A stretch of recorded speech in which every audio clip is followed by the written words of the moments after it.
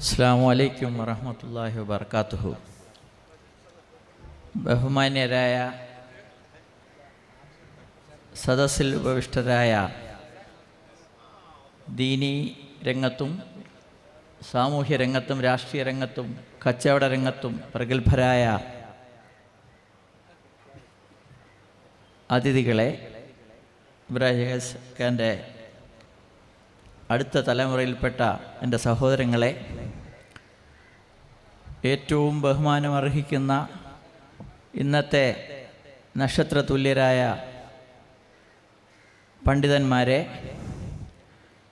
പാണ്ഡിത്യം നേടുന്നതിന് വേണ്ടി സമയം ചെലവഴിച്ച് ത്യാഗം സഹിച്ച് മാതാപിതാക്കളെയും വിട്ട് കുടുംബത്തെയും വിട്ട്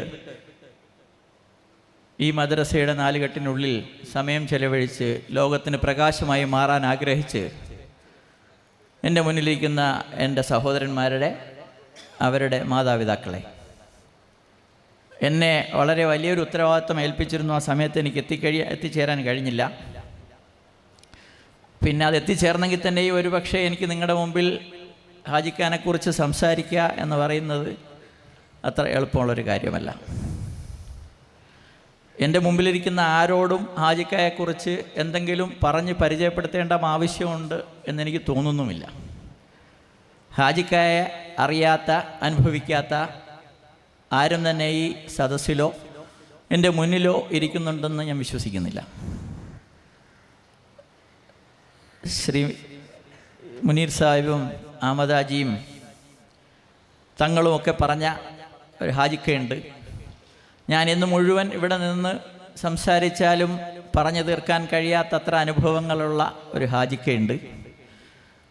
എൻ്റെ അടുത്ത് മുസമ്മിൽ മൗലവി ഒരു 2 പേജ് ഇവിടുത്തെ സ്മരണികയിൽ എഴുതണമെന്ന് ആവശ്യപ്പെട്ടിരുന്നു. അത് 2-3 ആഴ്ച ശ്രമിച്ചിട്ട് ഞാനൊരു 4 പേജ് ചുരുക്കി അതിൽ എഴുതിയിട്ടുണ്ട്.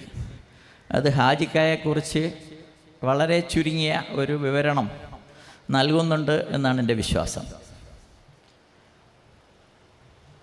എനിക്ക് ഹാജിഖായുള്ള കടപ്പാട് പറഞ്ഞാൽ തീരാത്തതാണ്.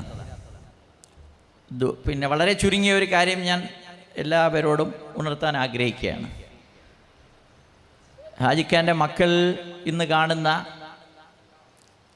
ദീനിനോടുള്ള സ്നേഹവും ദീനിനോടുള്ള മുഹബത്തും ദീനീ സ്ഥാപനങ്ങളോടുള്ള കൂറും അവരുടെ സ്വഭാവവും എല്ലാം ഹാജിഖ അവർക്ക് ട്രെയിൻ ചെയ്തുണ്ടാക്കിയതാണ് എന്ന് വിശ്വസിക്കുന്നില്ല ഞാൻ.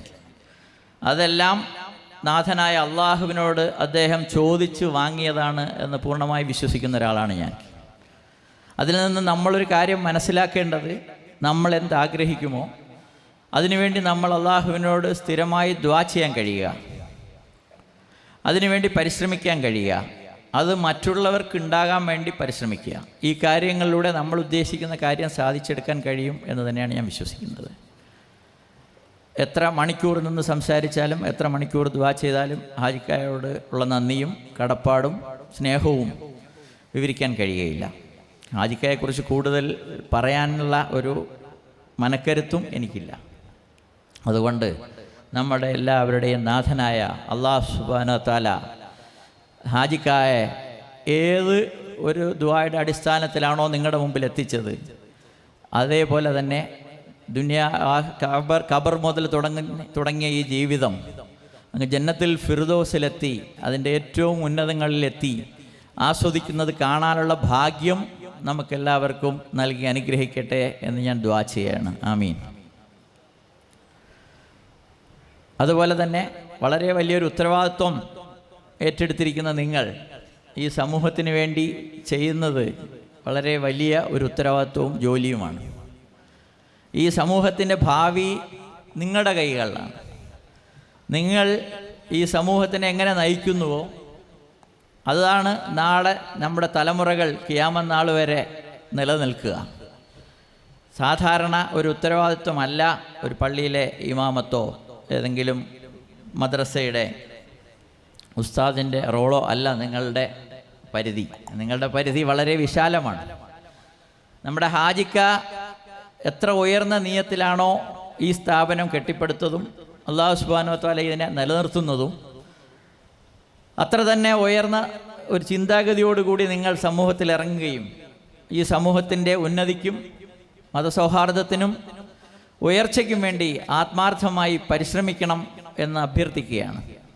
അതിനുള്ള കഴിവ് അല്ലാഹു സുബ്ഹാനഹു വ തആല നിങ്ങൾക്കും നമ്മുടെ ഖിയാമത്ത് നാൾ വരെയുള്ള സന്തതി പരമ്പരകൾക്കും നൽകി അനുഗ്രഹിക്കട്ടെ. ആമീൻ എന്ന് ദുആ ചെയ്തുകൊണ്ട് ഞാൻ നിർത്തുകയാണ്. അസ്സലാമു അലൈക്കും വറഹ്മത്തുള്ളാഹി. ശുക്രൻ, ജസാക്കുമുല്ലാ. ആശംസാ